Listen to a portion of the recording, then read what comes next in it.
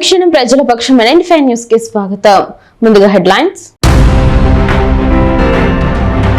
నీరుగట్టువారిపల్లి నుంచి అన్నమయ్య సర్కిల్ వరకు చేపట్టిన రోడ్డు విస్తరణ పనులను పరిశీలించిన ఎమ్మెల్యే షాజహాన్ బాషా. వరలక్ష్మి వ్రత పండుగ సందర్భంగా 25 లక్షల రూపాయల నోట్లతో ఎస్పీ కాలనీ మహమ్మారమ్మను అలంకరించిన భక్తులు. మెగా డిఎస్సీ ద్వారా ఉద్యోగం పొందిన ఉపాధ్యాయులు ఆత్మాభిమానాన్ని దెబ్బతీస్తున్న వైసీపీ నేతలు ఘాటుగా విమర్శించిన ఎమ్మెల్యే షాజహాన్ బాషా.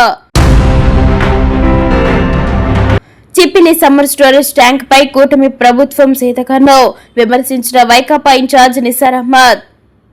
ఇక డీటెయిల్స్ చూస్తే వరలక్ష్మి వ్రతం సందర్భంగా మెగా డిఎస్సీ ద్వారా ఉద్యోగాలు పొందిన మహిళా ఉపాధ్యాయులు నేడు ఎమ్మెల్యే షాజహాన్ బాషా ఇంటికి వెళ్లి ఉపాధ్యాయులను అభినందిస్తూ శాల్వాలతో సత్కరించారు.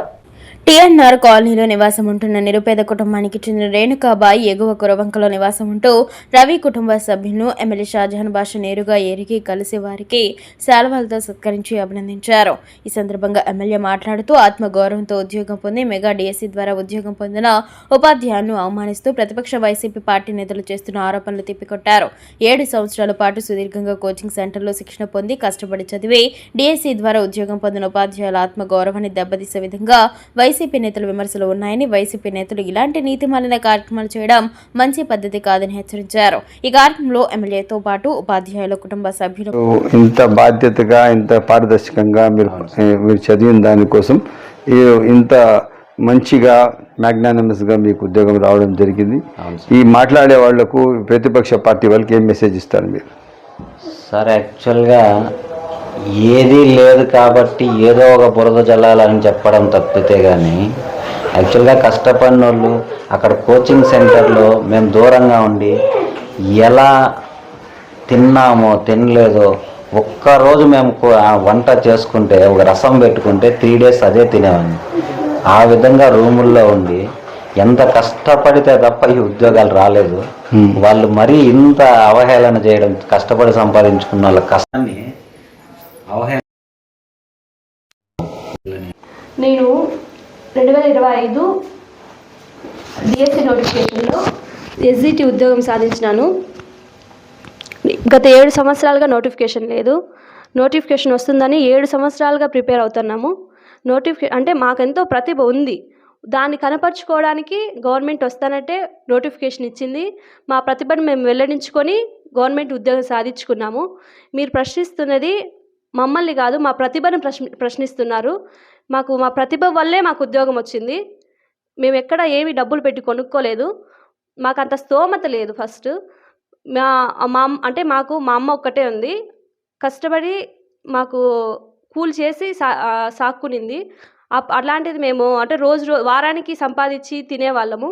అలాంటిది మేము డబ్బులు పెట్టి అసలు కొనుక్కోలేదు. అనర్హులకు ఉద్యోగాలు ఇచ్చాము అంటున్నారు. అసలు అది వాస్తవమే కాదు. మేము ప్రతిరోజు కష్టపడి 7 ఏళ్ళు కష్టపడి మా ప్రతిభను సాధించుకొని ఉద్యోగం సాధించాము.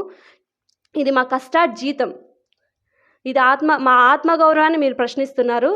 మేము 15,000 కుటుంబాలను మీరు ప్రశ్నిస్తున్నారు. మేము ఉద్యోగం వచ్చినాక ఎంతో సంతోషపడతా అంటే ఇప్పుడు మీరు సోషల్ మీడియాలో అనర్హులకు ఉద్యోగం ఇచ్చారు, కొనుక్కున్నారు ఉద్యోగాలు అంటున్నారు. కానీ ఇది వాస్తవం కాదు. మీరు ఇలా చేయడం వల్ల మేము ఇంకా మళ్ళీ ఇంత సంతోషంగా ఉన్న మా కుటుంబంలో ఈ 15,000 వాళ్ళ కుటుంబంలో వాళ్ళు మానసికానికి మళ్ళీ గురవుతున్నారు. అదంతా కరెక్ట్ కాదు. మీరే ఆలోచించండి. 15,000 కుటుంబాలు ఇవి.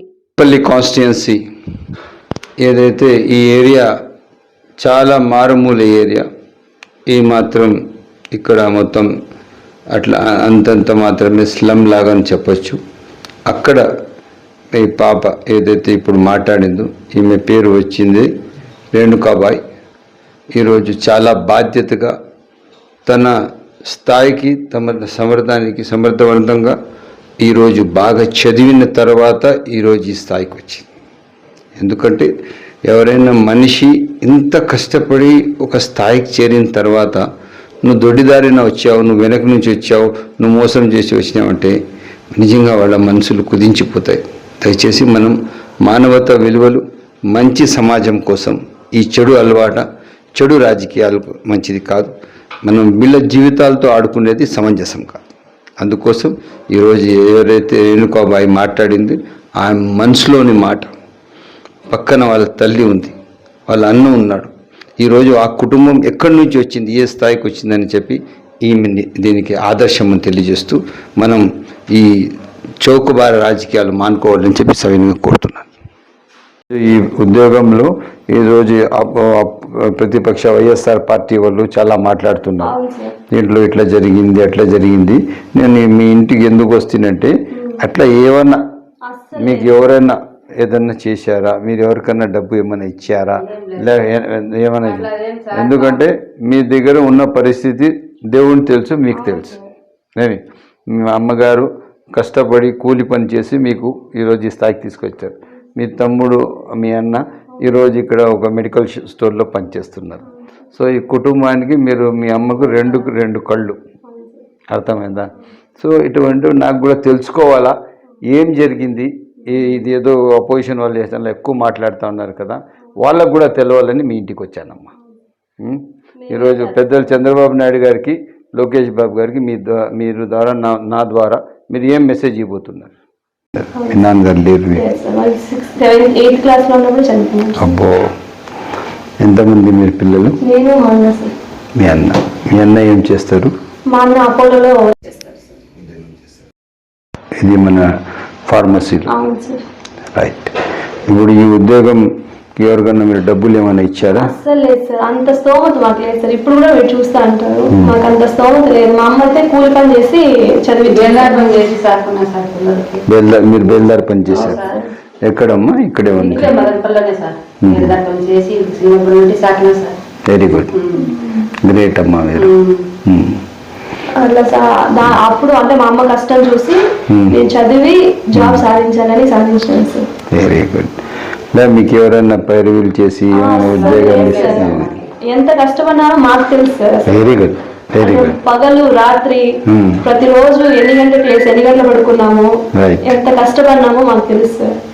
అంతా మా ప్రతిభ వల్లే జాబ్ వచ్చింది సార్. వెరీ గుడ్ అమ్మా, వెరీ గుడ్, వెరీ గుడ్. పట్టణంలోని నీరుగట్టువారిపల్లె నందు వెలిసిన తొగట వీరక్షత్రియుల ఆరాధ్య దైవం శ్రీ చౌడేశ్వరి దేవి ఆలయంలో శుక్రవారం వరలక్ష్మి వ్రతం కన్నుల పండుగలు నిర్వహించారు. అమ్మవారిని అర్చకులు కరెన్సీ నోట్లతో విశేషంగా అలంకరించి భక్తులకు దర్శన భాగ్యం కల్పించారు. ఆలయ కమిటీ అధ్యక్షుడు పురాణం చంద్రశేఖర్, కార్యదర్శి బండి పవన్ కుమార్, కోశాధికారి రామశెట్టి రత్నమయ్యలు అద్భుతమైన ఏర్పాట్లు చేశారు. ఈ సందర్భంగా వారు మాట్లాడుతూ ప్రతి ఏడాది వరలక్ష్మి వ్రతాన్ని ఆలయంలో నిర్వహించుకోవడం ఆనవాయితీ అన్నారు. అదే స్ఫూర్తితో ఈ ఏడాది బ్రహ్మాండంగా నిర్వహించుకోవడం జరిగిందన్నారు. ఇందులో భాగంగా అమ్మవారిని ప్రత్యేకంగా అలంకరించి విశేష పూజలు, అభిషేకాలు నిర్వహించడం జరిగిందన్నారు. ఉదయం నుండే అమ్మవారిని దర్శించుకోవడానికి ప్రజలు పెద్ద ఎత్తున తరలివచ్చారు. అమ్మవారి కృపా కటాక్షాలతో వర్షాలు సమృద్ధిగా కురిసి పంటలు, వ్యాపారాలు బాగా జరగాలని, తద్వారా ప్రతి ఇంటా సిరి సంపదలు తొలతూగాలని ఆకాంక్షించారు. మదనపల్లి పట్టణం ఎస్బీఐ కాలనీలో అతి పురాతన ఆలయ స్థానంలో నూతనంగా నిర్మించిన మహమ్మారమ్మ ఆలయంలో 25 లక్షల రూపాయల నోట్లతో అలంకరించారు. వరలక్ష్మి వ్రతం సందర్భంగా కాలనీలో భక్తులు పెద్ద ఎత్తున అమ్మవారిని దర్శించుకున్నారు. 25 లక్షల రూపాయల నోట్లతో అలంకరించిన అమ్మవారు సుందర రూపంలో దర్శనమిచ్చారు. ఈ సందర్భంగా ఆలయ కమిటీ సభ్యులు, మాజీ కౌన్సిలర్ రామకృష్ణారెడ్డి ఎస్బీ కాలనీలో ఉన్న పురాతన అమ్మవారి ఆలయంలో భక్తులు, దాతల సహకారంతో నూతన ఆలయం నిర్మించి అమ్మవారిని దర్శించామని, శక్తి స్వరూపిణి అమ్మవారి ఆలయంలో వరలక్ష్మి వ్రతం పండుగ సందర్భంగా నోట్ల కట్టలతో అలంకరించడం జరిగిందని తెలిపారు. ఈ కార్యక్రమంలో కమిటీ సభ్యులు, భక్తులు, ఆలయ అర్చకులు పాల్గొన్నారు. మదనపల్లి పట్టణం నీరుగట్టువారిపల్లె నుండి కదిరి రోడ్డు మార్గంలో 2,30,00,000 రూపాయల వ్యయంతో చేపట్టిన రోడ్డు వెడల్పు కార్యక్రమ పనులను నేడు ఎమ్మెల్యే షాజహాన్ బాషా పరిశీలించారు. నీరుగట్టువారిపల్లె నుండి అన్నమయ్య సర్కిల్ వరకు వాహనాలు ప్రమాదాలకు గురవుతున్న నేపథ్యంలో స్థానిక తెలుగుదేశం పార్టీ నేతల అభ్యర్థులను రోడ్డు విస్తరణ పనులకు 2 కోట్ల రూపాయలకు పైగా నిధులను కేటాయించి భూమి పూజ చేశారు. వేగవంతంగా జరుగుతున్న విస్తరణ పనులను నేడు ఎమ్మెల్యే షాజహాన్ బాషా స్థానిక తెలుగుదేశం పార్టీ నేతలతో కలిసి పరిశీలించారు. రోడ్డు విస్తరణ పనులకు స్థానికులు స్వచ్ఛందంగా అక్రమాలను తొలగించి సహకరించాలని కోరారు. ఈ కార్యక్రమంలో నీలకంఠ, ఉప్పు రామచంద్ర, కమలావరి కృష్ణ, కేవీ నాగరాజ, కమలావరి కేశవ్, రమేష్, రెడ్డి శ్రీనివాసనాయుడు, రెడ్డి రాయల్, చల్లా, మల్లికార్జున నాయుడు, ఎర్రబల్లి వెంకటరమణారెడ్డి పెద్ద సంఖ్యలో తెలుగుదేశం పార్టీ కార్యకర్తలు, అభిమానులు పాల్గొన్నారు. రాజంపేట పార్లమెంట్ తెలుగుదేశం పార్టీ అధ్యక్షులు సుగవాసి ప్రసాద్ బాబు సూచన మేరకు రాజంపేట పార్లమెంట్ టీడీపీ కార్యాలయానికి మంచినీటి బోరు సౌకర్యం కల్పించే దిశగా ఈ రోజు నిపుణులతో నీటి జాడలను పరిశీలించడం జరిగింది. నిపుణులైన జియాలజిస్టుల ద్వారా భూగర్భ జలాల లభ్యతను పరిశీలించి బోరు ఎక్కడ వేస్తే నీరు లభించే అవకాశం ఉందో గుర్తించడం జరిగింది. త్వరలోనే బోరు ఏర్పాటు చేసి తదుపరి పనులను ప్రారంభించేందుకు సన్నాహాలు జరుగుతున్నాయన్నారు. ఈ కార్యక్రమంలో రాజంపేట పార్లమెంట్ ప్రధాన కార్యదర్శి పఠాన్ ఖాదర్ ఖాన్, విశ్వ బ్రాహ్మణ కార్పొరేషన్ డైరెక్టర్ పచ్చిపాల రామకృష్ణచారి, పట్టణ అధ్యక్షులు నాదెండ్ల అరుణ్, టీడీపీ సీనియర్ నాయకులు చంద్రశేఖర్ నాయుడు తదితరులు పాల్గొన్నారు.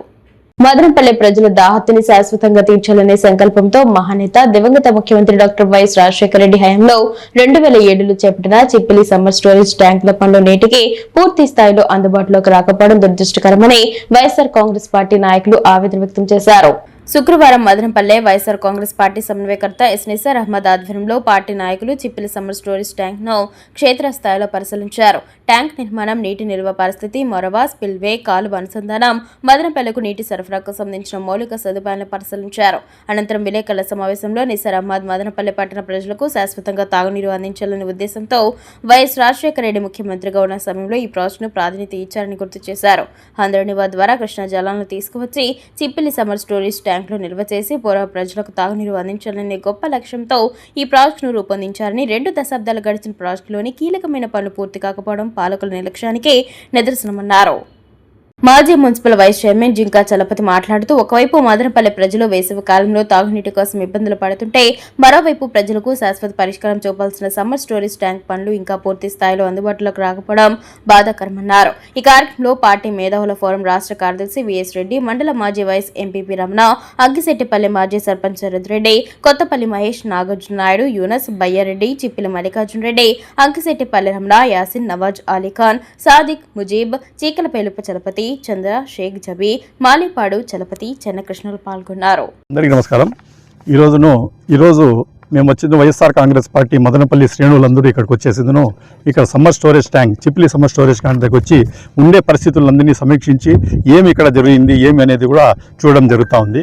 దాంట్లో కూడా మేము ఇక్కడ చూడడం ఏమంటే 2024లో జగన్మోహన్ రెడ్డి గారు ఇక్కడ ఉండేటప్పుడు ఆ టైంలో ఏ వర్క్ జరిగిందో దాని తర్వాత ఒక రాగి గింజంతా కూడా పని ఏమి ఇక్కడ జరిగింది ఏమీ లేదు. ఆ రోజు ఏ స్టేజ్లో ఆయన నిలిపిపోయినారో ఈ రోజు కూడా ఈ ప్రభుత్వం వచ్చిన తర్వాత కూడా సేమ్ స్టేజ్లో అట్లే ఉంది. అందరికంటే ముఖ్యంగా ఫస్ట్ మేము రాజశేఖర రెడ్డి గారికి ధన్యవాదాలు తెలుపుకోవాలి. ఎందుకంటే ఇంత మంచి స్కీమ్, కృష్ణా వాటర్ను మనకందరికీ రావల్లా, తాగునీరు సాగునీరు రెండు కూడా ఇక్కడ సాల్వ్ కావాలా అని చెప్పేదను హెచ్ఎన్ఎస్ఎస్ కాలువను శంకుస్థాపన ఆ రోజు చేసి దగ్గర వచ్చింది. ఆయన 70 కోట్ల రూపాయలతో 2007వ సంవత్సరంలోనే ఆయన ఇది చేసి శంకుస్థాపన చేసి స్టార్ట్ చేయడం జరిగింది. దానివల్ల చాలా వరకు ల్యాండ్ అక్విజిషన్ ప్రాబ్లమ్ కానీ విపరీతమైన ప్రాబ్లమ్స్ ఫేస్ చేసింది అప్పుడు ఆ గవర్నమెంట్. ఫేస్ చేసి కూడా చాలా వరకు సక్సెస్ అయిపోయినారు.